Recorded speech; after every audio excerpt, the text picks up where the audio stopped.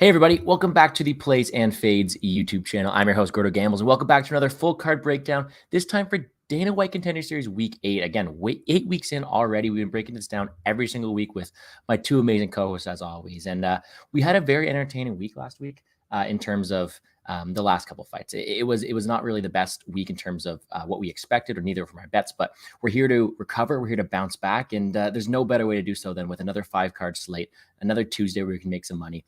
I can't complain, right? You got to go out there. You get to see some fights on a Tuesday night. This week's an interesting one. There are some high-level matchups. There are some highly touted prospects, and I think we don't waste any more time. We bring in our co-hosts. Let's get him in here. First things first, Narco with the best background. He's on the chair. He's ready to go. How are you doing this week, my friend? I'm ready to get my UFC contract here. I'm just waiting to listen to see what Dana White thinks of my performance. You got to cry. You got to cry. He probably kicks me out the last 2 weeks. So I fucking performed like shit. So, yeah, but I'm ready, man. I have some bets here. I got some early bets at some good lines. And I have some other plays that I sort of like. I'm going to kind of tread lightly here, man, because Dana White's Contender Series has not been nice of late. Yeah, I feel you completely. But, it is another opportunity. I know you snagged some early lines, so I'm excited to hear you break them down. But we're not a two-man panel this week. There's 3 of us. Liam, welcome back from vacation. How are we doing, my man? Doing great, boys. Happy to be back. Happy to break down some fights. And, yeah, it's been a little bit of a rough run for me just overall the last couple of weeks. And so I'm excited to try and get back in the right mindset, the right mind frame. Was on vacation, had a couple of things come up. So, yeah, man, just excited to dig back into fights all week this week. And, I wouldn't say that I'm blown back by this week's Contender Series offering, but a couple good fights to break down as always. No 2 better guys to do it with, so let's get it done, gentlemen. For sure. And all that's in the past, man. This is a brand new week, brand new opportunity to make some money. And I say we don't waste any more time. First things first, shout out to everybody in the chat. Mushroom, always the first one in here. Much respect to you. Let's go indeed. Christian saying best card and best cover to break it down. Oh, I appreciate that. Hopefully we bring you guys the knowledge this week. And Big Bird saying the long-awaited return of the great Daniel Marcos. And guess what? He is going to be the guy we are talking about very, very first. And we will get those odds pulled up for you guys. We'll get this started right here. There we go. First things first, we have ourselves a nice little matchup. We have the 6-1 Brandon Lewis, the 12-0 Daniel Marcos. This fight will take place at the 135-pound weight class. And you know what? I can't be selfish. I got to let my amazing co-host start this one off here first. Narco, we'll start with you. How do you see this one going down? And is this one of the spots where you grab some early line movement? Yeah, I grabbed the early line on Brandon Lewis at plus 130. I think I was chatting it up with Liam last week, and I was telling him I had already taped these pretty early, right before the card of last week. So I was just waiting for the lines to drop. I was hoping I would get the plus money on Lewis. I did. And I jumped on it early, but now, he's minus 150. Do I think he's the side? Yes. I was on mute this whole time. Did you guys hear me? No, you're good. I can hear you. Oh, wow. Okay. So, yeah, I mean, I at this point here, I do think Brandon Lewis should win here, but the thing is there's so many unknowns with Daniel Marcos. He's been out of the ring for 3 years. He's fought, a lot of regional guys in South America in that Sparta thing.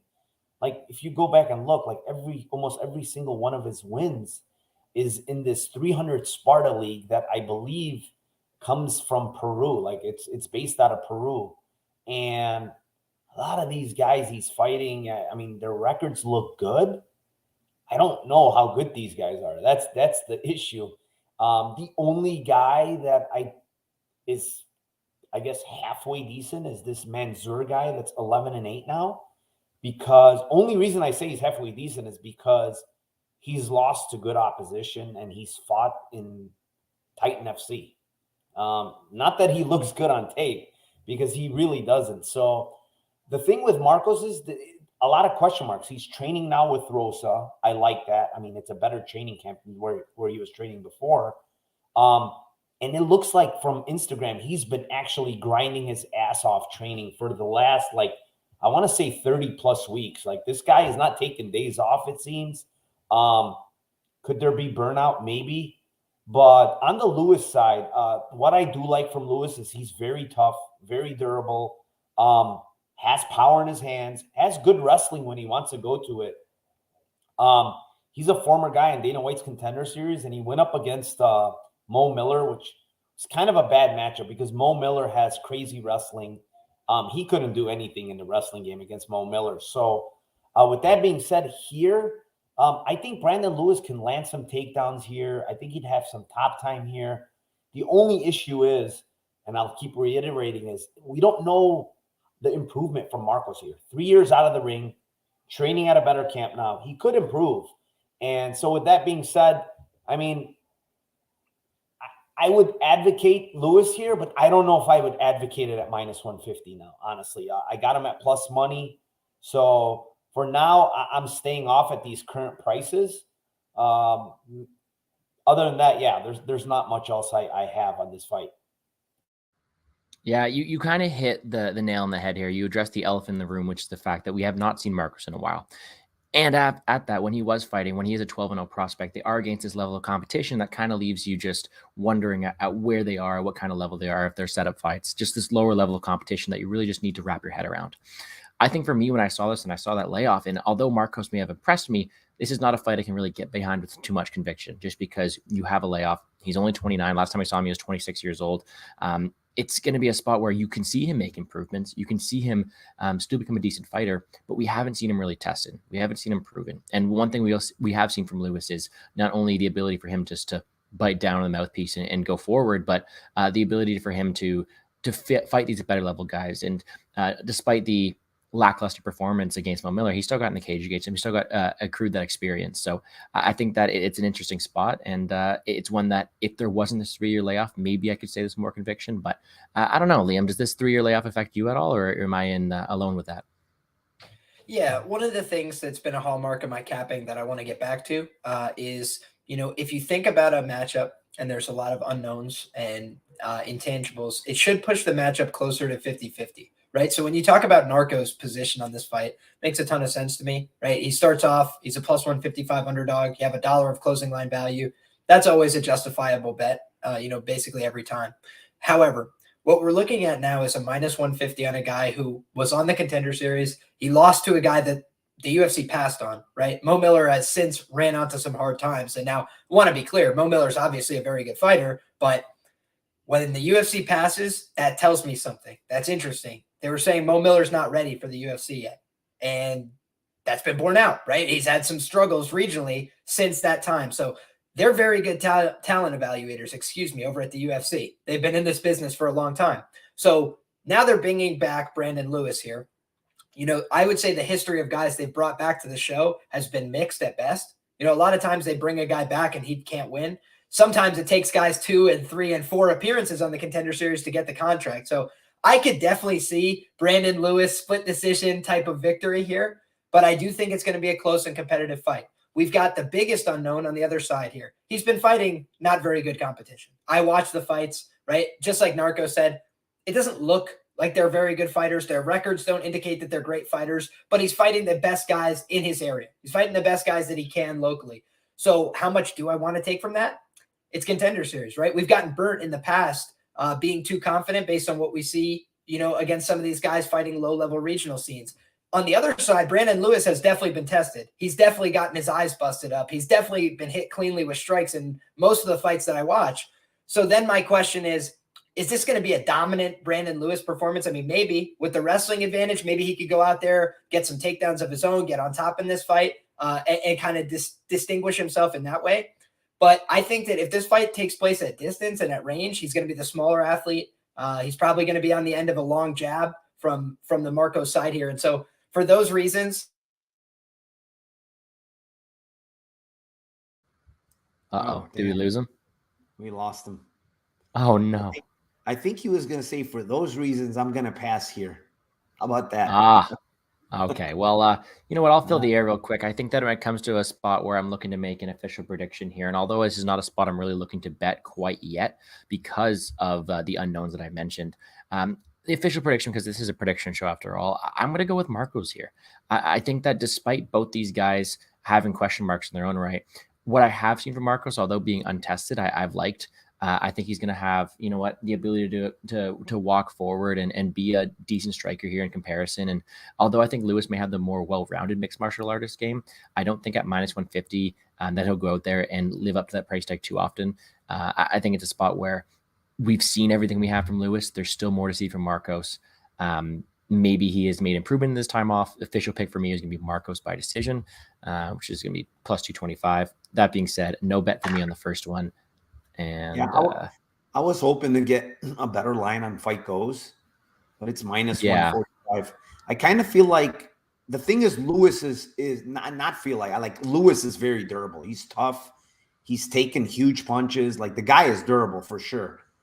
Obviously the question mark is Marcos, right? He's never really faced adversity, and that's the thing. Like I don't know. So yep. I mean, question marks. Maybe some Lewis KO because he throws pretty hard, but like it's honestly throwing a dart. It really is. That's for sure. And when Liam gets back in here, we'll allow him the opportunity to you know what, finish his sentiment. But for now, let's move on to the next fight, the women's fight of the night. We have ourselves a scrap between the 7-2-1 Bruno Brazil and the 5-0 Manick Man. Hopefully I said that correctly. This is another fun scrap. This is Liam's turn to go first, but you get the honors here, my friend. How do you see this fight going down? Yeah, so Bruno Brazil's side, I see a girl that has a black belt in karate, taekwondo. She has decent kicks. She has pretty good striking. She's actually really big for the division. I mean, she's 5'6", much bigger than her opponent here. I think she's going to have a sizable reach and height advantage, especially when you look at face-offs today. But what I do see from her is pretty bad takedown defense. She gets taken down pretty often. She was taken down against her last opponent. She was taken down a bunch against her win against Tianara. Dalboni had some takedowns on her. For some reason, that Dalboni shows punches. She lost by punches, but that's not accurate. She kind of blew her knee. And she just basically, she started yelling after she blew her knee. And for some reason, Tapology has it by punches. But that's pretty awkward. I just want to put it out there so people don't think she got chin checked or something. It's like a blown ACL. She was out for 2 years. You could see there's a gap between that fight and her next fight against Janish. So the one thing with her that I see is she's a karate or taekwondo black belt, and she has decent striking, but I also think she has pretty good BJJ, like submission wise. Not that she's proactively hunting for submissions on the ground. On the other side with Manick, man, I like her aggression. I like her takedowns. I like her coming forward constantly. Pretty good gas tank. In the Arneson fight, very, very close fight, in my opinion. I do think she edged it. The one thing I will say is Arneson is extremely strong. Very, very strong girl. Very hard to take down. We saw Arneson in her last fight where she won against Pep Rocky, a former girl that was on Contender Series. And, she digs deep. She's just a strong girl. And Manick Man was landing takedowns there. Yeah, she got taken down herself. But the one thing we did see with Manick Man is she got put in a couple of submission attempts from Arneson, who's, I would say, not very good with her submissions, and some of them were pretty deep. She did manage to get out of a guillotine, but Arneson rolled up on top in that position. So the one thing I do like is Arneson's aggression, Arneson's wrestling. She's going to keep coming forward. And Bruno Brazil, honestly, has bad takedown defense. What I do like here, and I think has a pretty good probability of happening, is submission on either side, honestly. It's plus 850 on one side. It's plus 800 on the other side. I really believe one of them is going to hit. Like, Manick Man is good on the ground. She herself might be able to lock something up against Bruno Brazil. So either way, like, what is it, 900 now? Wow, 900 and 850. Yeah, I like both sides. Like, I don't know. I've played both of them. But if I was to take a money line here, I do like the Manick man side. I like the grappling. I like the wrestling. She's going to be the minute winner if she grapples. And I think she can land takedowns. Her single legs are pretty good. She showed it against Arneson. And again, Arneson has good takedown defense. When you look at her other fights, outside of the Macias fight, which I think she got taken down a bunch with judo throws, because Macias is a black belt in judo. She's really good with her throws. Outside of that, man was getting takedowns. So I don't see a problem here with takedowns. On the feet, I do favor Brazil for sure. But yeah, with that being said, I think I like the Arneson side. I was hoping it gets a little wider so I could play her. But I don't have a money line side yet, but I do like those submission props. For sure. And I apologize for the typing. I was just talking to make sure Liam's coming back in. He will be back in here shortly. But I like a lot of things you're saying here. This is another fun fight. We have I don't want to make it as clear as a striker versus grappler, but we clearly have a fighter who is stronger in each department. And for me, I think that the opening line was one that I should have jumped on. I mean, I know it's come back towards that side now. But now when you get to a point when I was doing my tape and I look over and Manick man was plus 165, plus 175, I actually got really tempted in, and that is the only play I have locked in so far, is a small dog shot on Manick man. I think that when you give me a striker versus grappler, where although I don't want to, again, I just said I didn't want to make it that clear, but you have someone with a clear wrestling advantage or someone with a clear striking advantage, I think that the difference in the ability to take it down to the ground is a clearer advantage for someone like Man than the striking is for Brazil. I think that the gap is going to be wider. I think that Man's going to have the ability to put Brazil on her ass and you know, walk forward and do so. I think it's a spot where I really like what I'm seeing from Man on the ground, her ability to control it as well. I think she has that clear path to victory. And I got plus 165, which is still available, I think, on home bet way, plus 163. When you give me those odds, I do think it's truly a 50-50 fight of who can implement their game plan more. And for that reason, I had to take a small shot on the dog. I only have half a unit on it right now. If I'm being completely honest, I was very much considering adding to it, but the line is going in the other direction. So maybe we'll see what happens. I don't mind your spot in the submission line. I do think that is another opportunity to happen. Give me the wrestler in this matchup, the one with a clear path to victory, and let's hope she implements it. Yeah, I mean, I don't understand why these submission props are so big. Like, for sure, Brazil KO, 465. I don't know. I think she's going to be on her back a lot. So. Yeah, I like the submission, but I think there's going to be a bunch of grappling, and Brazil's very live to get a submission herself. Like I said, Man's been put in pretty tough spots before, and Brazil goes for it when she's on the ground. So, sure. But I do like Man's side. I can't get that plus 163 because Betway Arizona just doesn't even have any. It shows it there, but we don't even have any Contender Series money lines. Really? So. Yeah, I was hoping to snag that 163, but no dice so far. Oh, unfortunate, man. Yeah, and I see what you mean too, especially with Brazil and Man both being very active. And that's another thing when I'm looking to cap these wrestlers is sometimes you get wrestlers who don't want to shoot anything. I think that Man is very happy to take it to the ground. She's very eager to get it there, and I do think she does. The Parlay King himself, I'm not sure asking what method. I think that when it comes to a pick perspective, my read and my official prediction is going to be Man by decision. With that being said, there is no line in +2. There's not much value in +200. And I do think that the submission is actually a good way from a betting perspective, but the official pick is going to be Man by decision. I think she only needs a couple takedowns here. I think she's able to get them. Should be a fun fight though, nonetheless, actually. Correct. Yeah. Don't, if you're going to play it, anybody that's going to play her, I mean, playing her by decision and the money line is crazy. I mean, it's 50, I think it's 190 even now. If you look at it, it's 50 points difference on Bet Online. There's no way. Like, don't do it. Just play the money line if you like her side, and you don't have to get greedy with the decision. Yeah, man. I exactly. The submission will be there.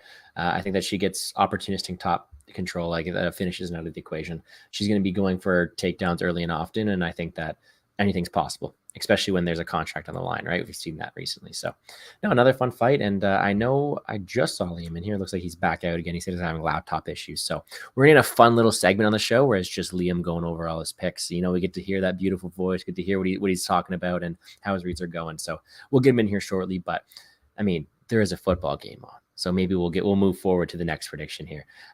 Next fight up. This is a fun one. This is actually might be entertainment standpoint, one of the ones I'm looking forward to the most here, because these guys scrap. These guys go at it. 5-0 Manick Lewis, 6-0 Trevor Peek, taking place at lightweight this week. Both undefeated prospects, both with a lot of finishes on their record, both very, very violent fighters. And I am very much looking forward to it. How do you see this one going down? Yeah, man, I was impressed with both guys when I taped them, but I'm really impressed with one of the guys, and that's Manick Lewis. I think he has the complete game compared to Trevor Peek. He's the better technical striker. He's got good kicks, good takedowns, good jiu-jitsu, good grappling. I mean, I like his whole package. I think he's the more talented fighter. But when you ask me who's the more dangerous fighter, and that's Trevor Peek, I think he has one-punch KO power. The guy has absolute bombs for hands. I mean, he's touching people. I mean, the one fight where I couldn't find the Kama Worthy fight. I don't know if you found that. Did you find that fight at all? Yeah. No, but I got some time tonight to go digging. Yeah, I couldn't find it anywhere, but he knocked out Kama Worthy. That's not saying much because Kama Worthy does get knocked out pretty often. But again, that guy's a former UFC guy, right? But the one knockout that's just vicious is the Warren Smith one, man. I mean, that punch. I mean, this guy Warren Smith went into another planet when he landed that punch, man. And you could see, man, this guy, every single one of his wins is by KO, and that's not by accident. This guy hits very, very damn hard, and when he's throwing with ill intent. He wants to kill you when he's landing. The problem is Manick Lewis is very good at range. He's going to be, I believe, the slightly longer guy here. He's very good with his kicks. He's very good at, keeping range. He also can mix in takedowns when he wants. He seems to be pretty strong with his takedowns. I do think he's the better grappler here. I do like Manick Lewis a lot from a all-around MMA perspective. I think the guy is very good. I think he has good fight IQ. He's shown very good cardio. I like all of it from him, to be honest. The only thing is you've got to be careful with Trevor Peek. He has a lot of power. He has big, big power. And if he lands on you, he probably could put anybody out. So Manick Lewis has to be careful. He has to keep his range. He has to mix in takedowns. And with that being said, I got in again. I got in at an early line at -130 on Manick Lewis. Would I play him at -200? No, I wouldn't, because Trevor Peek is extremely dangerous. I wouldn't mess with that type of line against a guy like Trevor Peek. But I do believe Lewis will have the better cardio. I do believe Lewis is better technically. And I do believe Lewis has a better overall MMA game. So, yeah, I mean, other than that, my other bet on this fight is I have a small poke on Lewis by submission. I believe it's at +800. I think that's a little off, man. I do think he's the better grappler. I've seen Peek in bad positions before on the ground. And Lewis seems to be very good down there. Like, I like the one fight where he got that triangle against Marcus Vinicius. It was very, very slick. He immediately moved his arm across and then started pulling down on the head, dude. Like, really nice. So Lewis, it's 550 now. Wow. I got 700. So yeah, it's moving.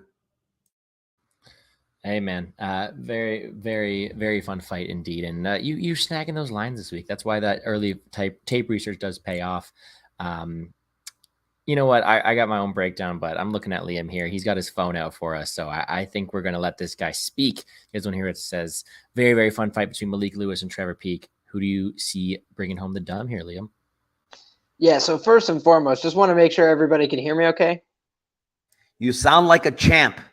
All right, God bless. Guys, I've been having a lot of laptop problems. If you follow me on Twitter, you're aware of that fact. I have a great laptop, but it only works when it doesn't overheat, and it's overheating far too often for me.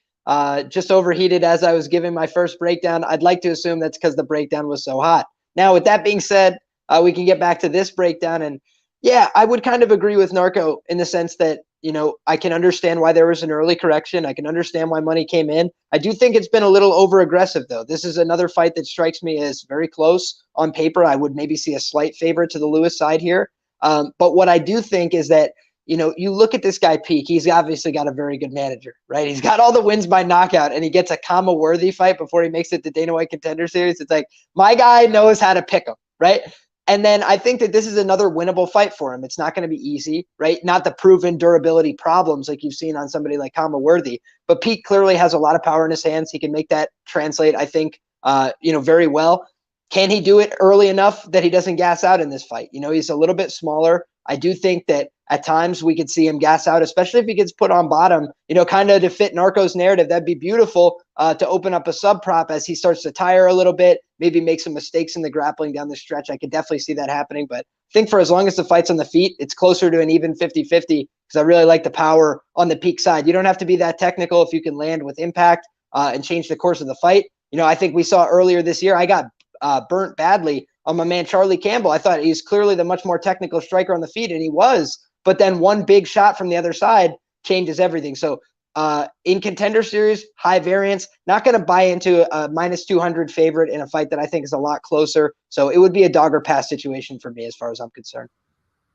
Fair play. All right. Happy to hear that. You know what? This is a spot where I got to do my tape research a bit earlier. Usually I'm pretty good on it, but this week I struggled, and I would have loved Malik Lewis at this early price tag. Opened up an underdog -105. I think that he's got this fight, and I of course the fight's gonna be close due to the Peak power. But I think that when I did my research, it really led me to believe that that's all Peak's got, in my opinion. Not that say that's all he's got in MMA. He's a great fighter, but in this matchup, I think that Malik Lewis is going to be the better wrestler, better grappler, better cardio, better technicality, better from. It's can he survive that knockout punch? So I haven't played it yet. I haven't played anything. If honestly, I was looking to see if maybe we'd get a good line and the fight doesn't go. Of course we didn't. Why was I even hopeful to think that? But this is a spot where I think I might be playing some Lewis with a hedge on Peak KO plus 250. That's a bit wide. I think I will be probably playing some Lewis moneyline Peak KO. I think that's a good way to hedge it out, cover both sides, hopefully make some money on this fight, because I do think that is the most likely win condition for Trevor Peak. And that way you're able to, say, cover your ass a bit. If you are as confident as I am on the side of Lewis and you did miss out on the line, that way you cover both your bases, and hopefully you end out on top there. That spot in the submission, though, not bad. Again, line movement king this week, Narco. So there he is, -550 now. I do not mind that either, but in all likelihood, I think it's going to be an earlier stoppage. I think this Peak guy is going to throw with power, and it's going to end early. When the props come out, depending on what number I can get, I look at the under 1.5. I think this is a violent fight, but I'm going to need a good number for that. It's going to have to be a bit tempting. All right, let's move on. This is an interesting one. This is a fun one because that's a name that it's familiar when I did my research for Chimaev last week, right? So you have the 12-1 Ikram Alaskarov versus the 14-2 Mario Souza. Souza making his third return to Dana White Contender Series. Lost to Chidi Njokwani, third round ground and pound. And then he beat, I can't even say his name properly. He beat Marius the fight before that. Let's just say is his first name. It's a spot where you have the guy in Ikram Alisarov on the other side who 12-1 has opposed of his opponents pretty easily. Only lost coming to Kazmat Chimaev. This guy seems like he's a talented fighter. This guy seems like he's got the goods. Don't want to steal any spotlight. Let's hand it to the man with the phone. Liam, how do you see this fight going down? Yeah, I'm not going to break news on this one. I'm not going to give you guys some shocker take or something like that. I think Mario Souza is exploitable, right? Talk about familiar names and faces. Mario Souza is a guy that I remember dealing with on previous iterations of the Contender Series. And when I think about this fight, Alaskarov, he was having success against Khamzat. I think people, will remember the knockout, but I actually thought he was landing okay. He looked competent on the feet. He looked like he was having a competitive fight. He got hit with an uppercut from freaking the south side of Hades, and nobody was taking that shot. So, that's kind of like Khamzat's money punch. We don't really get to see him strike very often in the UFC. I know he knocked out Gerald Mearshart with that big overhand right, but he likes to kind of come in, lead off with that uppercut. I think he just took him completely by surprise with that, and he was having some success landing his own shots. So got a little over aggressive, a little overzealous, and he paid with his life, paid very dearly for that one. But I do think that he's just a superior fighter. I do think the UFC would like to get into the Alaskarov business. So they look through their roster of guys that, they kind of keep around in proximity to the Contender Series. And they're like, hey, you want to go again? And I think that's kind of how the Mario Souza sidelines up here. I do think he's a little bit more of that enhancement talent type of vibe that I get from him. And I think Alaskarov's going to dispose of him accordingly, probably via submission. I know that the KO line is a little more juice than the sub line, but yeah, I think he's a dangerous grappler. I think he has a lot of paths to victory in this fight. I think he could grind him out to a decision as well, but I think he's going to get the finish. I think this is a mismatch. Mismatch indeed. I tend to agree on that spot. You have, you know what? I don't think he gets the hype he deserves, but you have a very talented prospect in Alaskarov, and I think it is definitely the side they're trying to hype up here, the side they're trying to prop up. Like you said, the side they want to get into business with. Souza is just falling on hard luck, right? It's his third time out here. I mean, if he pulls off the win, he'll probably get the contract, but it's a very high-risk spot for him because I do not see him winning this fight at a very, very high clip. I went out there and I did the square thing, and I parlayed Alaskarov early. I got him at minus 425, parlayed him up with some Joe Pyfer this weekend. Two Dana White Contender Series bets, in my opinion. For me, I just see this being a one-sided affair. You have the much better grappler, striker. I don't know. I'm all over the Alaskarov side. I only have good things to say about him. For giving myself a path to victory or a official pick prediction-wise, I think, you know what? Both submission and decision have value. Of course, a TKO is there, and it's going to be juiced every time he fights. But I think that the submission line and the decision line are both a bit wide. You're turning a minus 600 favorite into something like plus 155, plus 200, plus 300. I do think that if you want to play it now, unless you're parlaying it, you're going to try to pick a side. And if I had to give an official pick, we're going to pick submission, but I might end up with some decision because I could definitely see him grinding it out as well. Narco, how do you see this fight going down?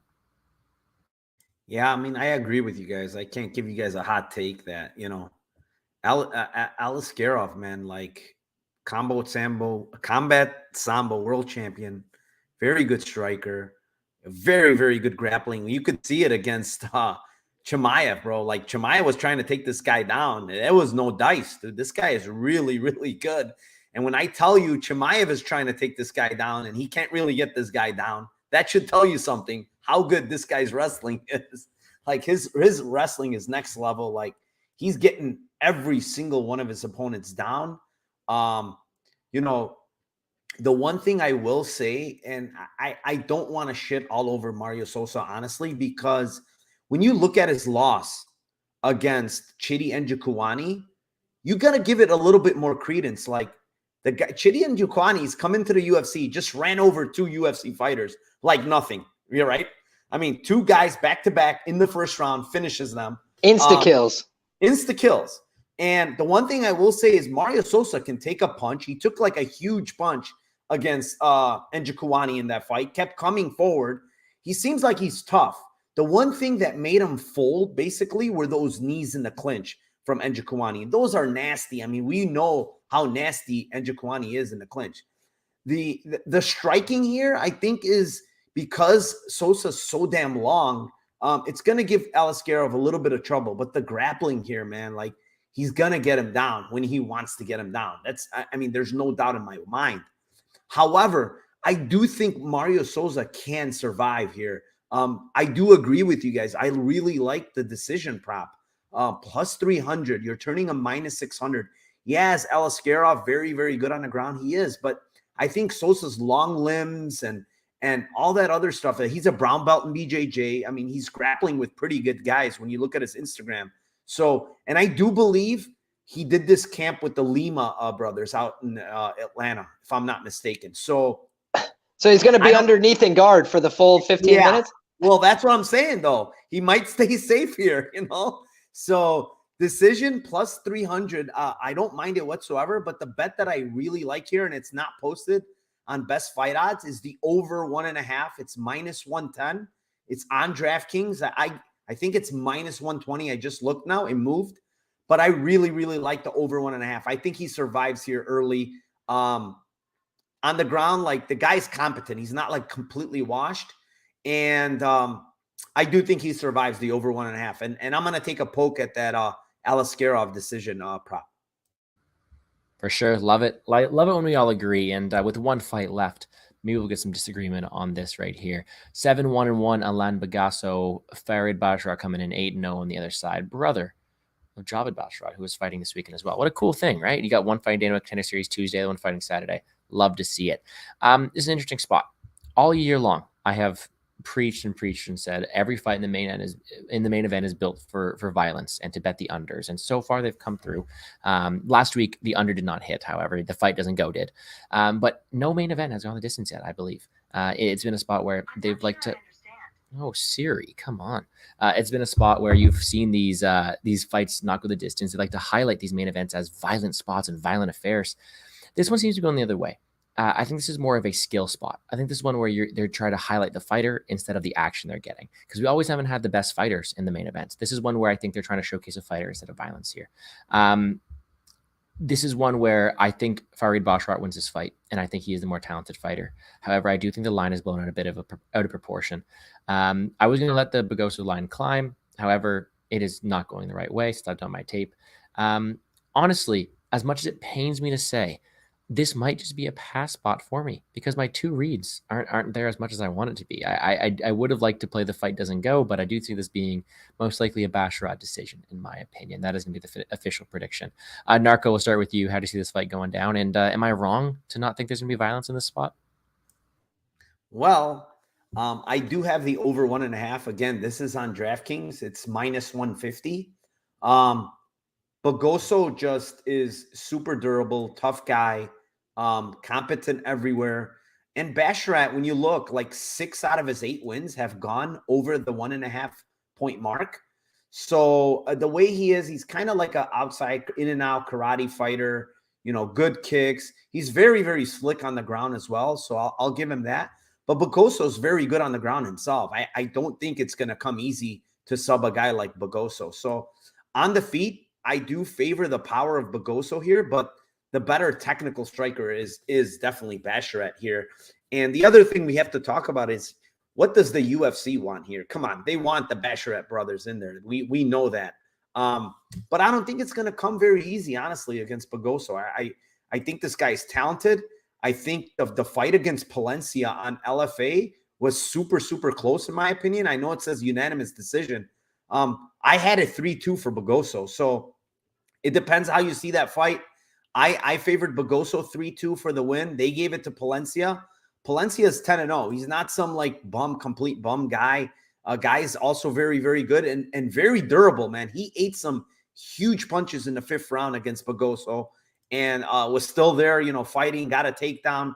That's where I do think there's an advantage for Basharat. I think his wrestling, he can get this fight to the ground.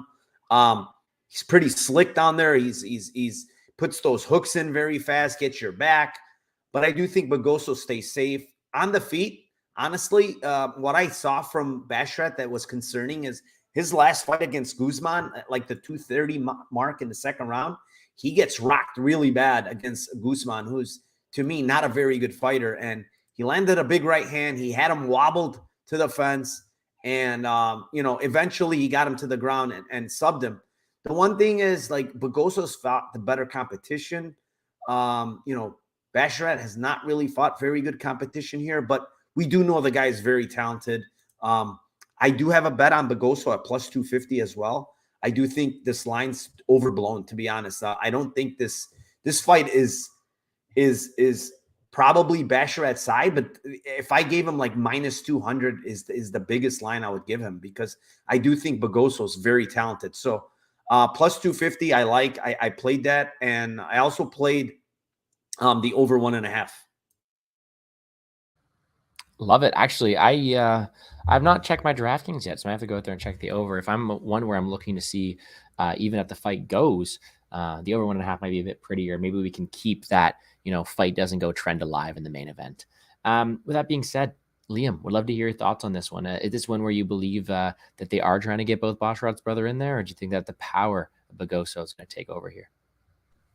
Oh, they're definitely trying to bring both Basharat brothers in there. Make no mistake about that. But I do think they don't always get what they want, but most of the time they get what they want, right? They don't miss a lot. And the Bonfim brothers is another example of that, right? They had one guy who was in a setup fight pretty clearly, and he won without much issue. And they had another guy, he was in an honest fight, but it was a fight that he could win, and he did his job accordingly. He went out there, got the win as a slight underdog, I believe, as well. And I didn't think he was going to win that fight, so cheers to him, right? The Bonfim brothers were one of many examples that we could pull up of the UFC trying to find fun, creative angles to promote their fighters. I mean, think about how they promoted the Usman brothers through Tough, right? Both guys, same story, same background, both come through the same tournament. Easy way to start the marketing campaign behind an Usman brother that's maybe not as talented, but now you can use the same kind of marketing vehicle. Okay, so with those things being said, yeah, I think they want the Basharat brother in there. Pogoso, to his credit, he's no slouch, right? He's good in all positions. But I think that what could cost him here is his aggression. It's something that the UFC loves, right? It's the kind of thing that will get you a second call back onto Contender Series. But in almost every fight that I'm watching, he's pulling guillotines to guard. You know, he's falling to his butt, going for aggressive submissions. He's looking to roll through for leg locks. I mean, things that will work once in every 10 attempts, maybe, especially at a high-level pro status, maybe 1 in every 20 attempts. So he's doing things that are negative EV, right? Like, you do them over and over, you expect to lose more positions than you win. You expect to lose more fights than you win. Now, most of the time, to his credit, he doesn't guard pull the guillotine, right? A lot of times he looks for the guillotine on the feet and uses it as a way to defend takedowns. But I think against somebody like Basharat, who's very technical, who works with a lot of good grapplers, it's going to be hard for him to pull that off, right? I'm a guy who loves the ninja choke. I love those kind of things. But most of the time you're catching guys who aren't ready, who aren't, you know, very crafty or clever with their defense. And he's doing it where, you know, he's able to wrap up the legs before he guard pulls on people. You know, just things that look like the other guy's a suspect grappler, in my view. You know, things that wouldn't fly necessarily in my room against other blue belts and purple belts, right? So it's just like, those are the things that make me skeptical of some of the subs he's gotten regionally. That being said, I do think he's the more powerful athlete, and that's something to be considered here. You know, Basharat, I actually faded Javid on the Contender Series because I was like, man, this guy hasn't fought the greatest level of competition. And I don't know if these skills are going to translate. You know, he beat the shit out of that guy who was clearly fraudulent, and he's looked good coming into the UFC, right? He beat Trevin Jones, another very talented fighter. These guys train together. They train with extremely good fighters. They've traveled all over the world together as well. So they've gotten good looks from the London shoot fighters. They've gotten good looks in California. They've gotten good looks in Vegas. Like, these guys kind of just have been all over the mixed martial arts map. They've been pictured with a lot of really important people, including in their home country. You know, I just think that there's a lot to support the Javid side here. The thing that's keeping me off him so far in the market, and I'm just going to wait and see. You know, I don't need to rush into anything. I can be patient here. The line's kind of been going back and forth on this fight as well, depending on what market you look at. Some places have gone well over 300 and come back, and now they're back into the twos. So I think that there's been a lot of market movement on this fight. It's going to draw a ton of betting attention. Sharp markets right now are undercutting the Basharat side. And that's the one thing that's a little interesting to me. Minus 260s on a lot of the sharper markets. That's Pinnacle, that's Bet Online. So I'm going to wait and see. You know, I'm going to look at what the Vegas market does as well. Normally very indicative on these Contender Series fights. I don't know that Circa's ever put out a bad line at fight time. So these are the kind of things that I'm going to watch out for because I don't want to get trapped here. But I do think Basharat is the side and probably going to look for an optimal entry on that side, whether that's on the money line or potentially a submission prop, because I do believe he is the better grappler of these two. I think it's going to be close, but I think somebody that makes a lot of aggressive mistakes. And in my opinion, despite the fact he looked so good in round 5, I thought he was slowing down over the course of that fight. I thought his decision-making was getting worse over the course of that fight. He backed himself onto the fence more routinely. He got taken down more. He got more aggressive and desperate on those guillotine attempts. I think if he does that here, it's going to give Basharat his opportunities to get on top and to potentially finish late. So I like a Basharat round 3 or decision. You know, I don't even know if they open those kind of markets on Contender Series, but if I could find one, that's the kind of bet I would be interested in potentially as well. So that tracks with your over. It does also track with the idea that I do think this could end in round 3. So yeah, I think it's going to be a great fight. I think that if he, you know, gets too confident and plays around at range, he could definitely get knocked out here. But I favor the Basharat side, and I think he's just a little more technical everywhere and a little bit more smart in his game planning and approach. And I think he could use that to his advantage here, keep the pace, keep the cardio, and break him late. For sure. So, you know what? We're 1-1 right now. Narco got the shot of Pogoso. Same thing with Brando, by the way, taking the shot of Pogoso as well. And Liam is pulling for a Basharat win here. I'll break the tie. I already admitted it already, so I already technically broke it. But I do think that if I have gun to my head, pick a winner here, I am picking the Basharat. I think Farad's going to be the guy they're trying to get into the UFC. I think that all around he has a multifaceted part of this game that I think can win him the fight. Not only that being wrestling, grappling, better striking, better technicality. But I just think he's the overall better minute winner and better mixed martial artist. And I think at a high clip, he wins this fight. However, it would not surprise me at all if Pogoso finds the chin. If Pogoso was able to go out there and throw with power, because that's what he has. And I think that this line is wide. Official pick for me is going to be a Farad decision. Maybe that'll play inside with the over 1.5 that I'll tail Narco on. Either way, I do think that is a decent spot here. Mushroom asking a couple things. First of all, Farad decision, Javid inside the distance. I actually just finished my Javid tape. What's this inside the distance line? I know we'll talk about that later in another stream. Oh, he's facing Gravely. That's why you say that. All right. Yep. Yes. 125. Or just maybe just Basharat. Double Basharat. Yeah. Yeah. If you're like me, take a Basharat sub on each. All right. I'm on the decision. I think that's why I said that. And we will get to your parlays here. Of course, I forgot to mention, though, you did miss a fight. Liam, what is your thought on the women's fight today?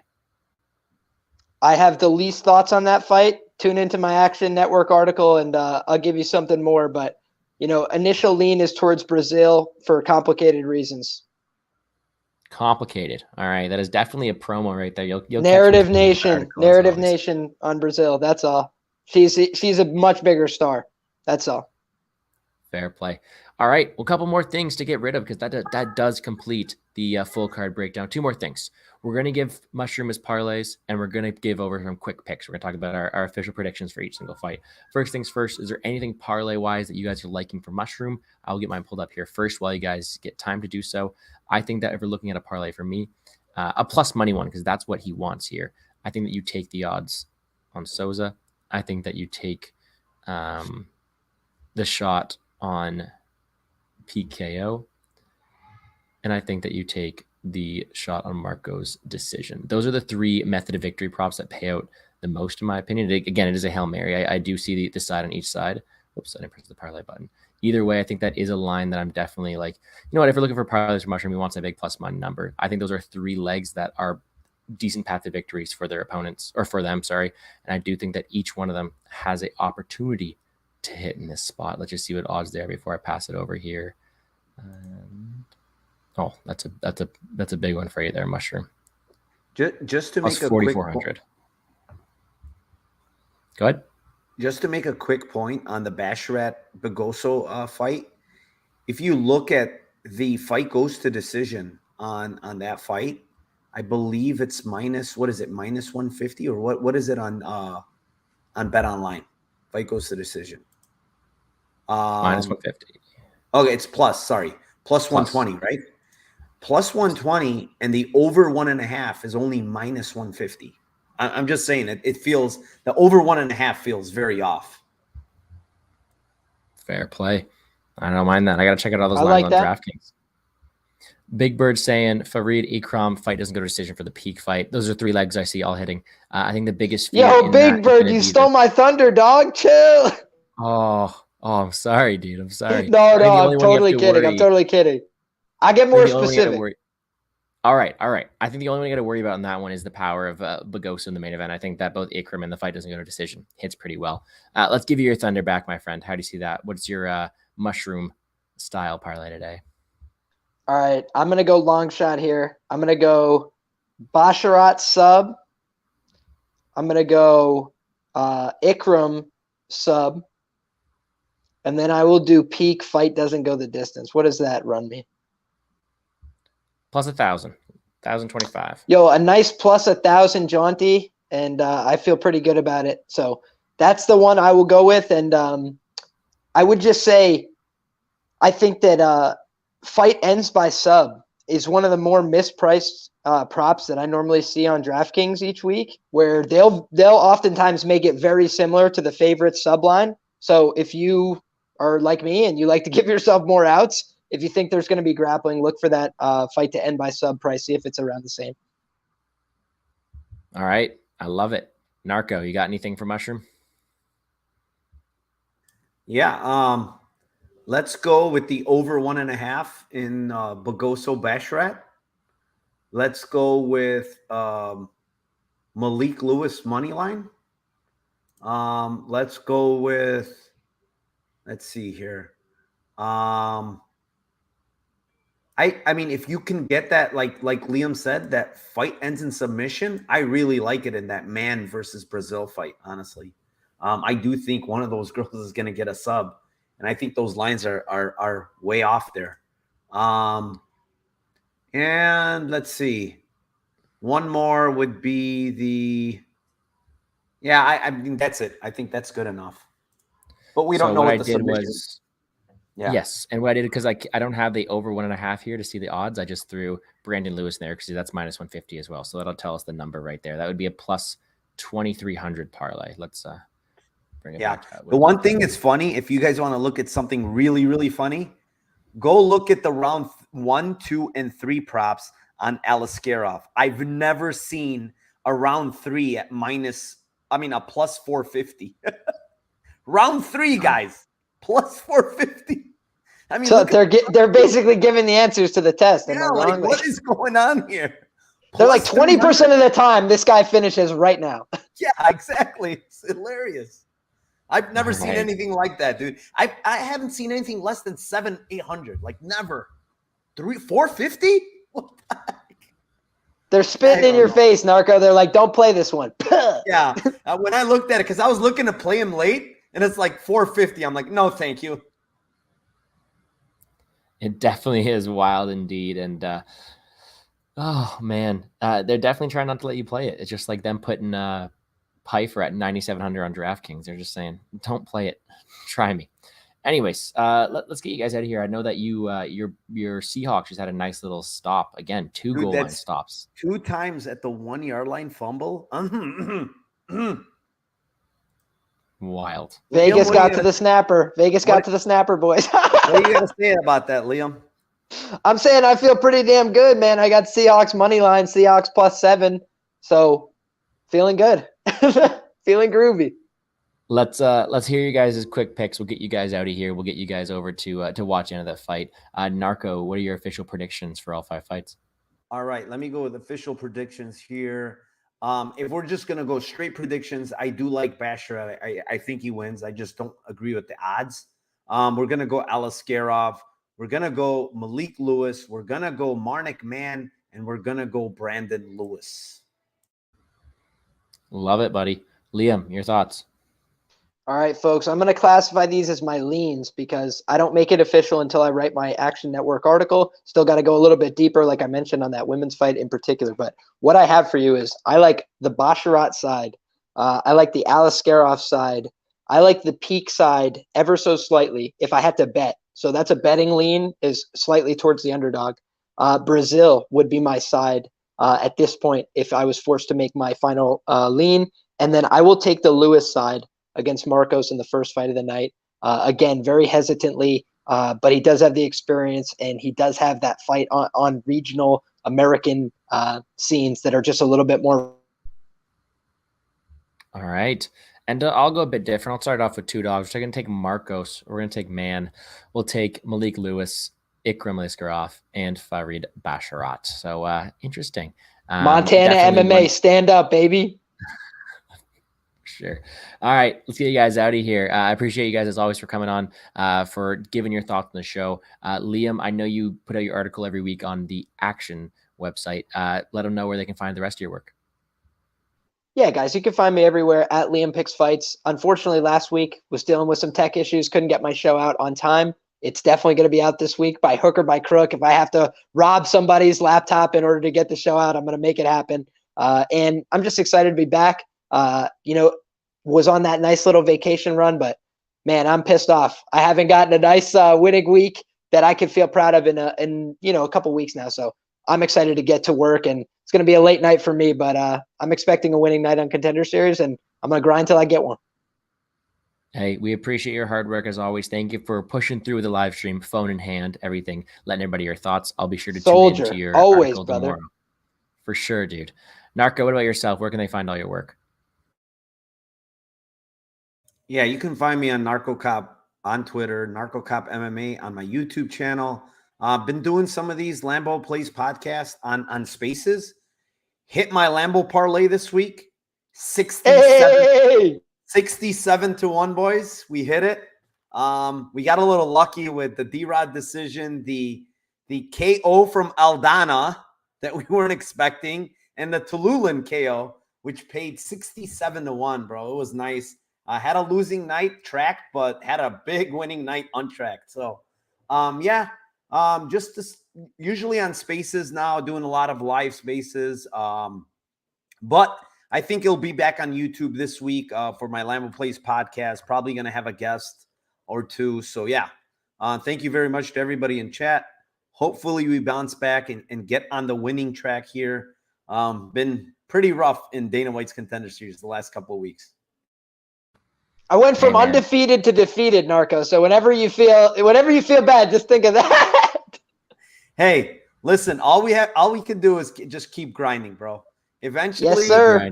Eventually, you're not as good as your best run. You're not as bad as your worst run. That's gambling, folks. 100.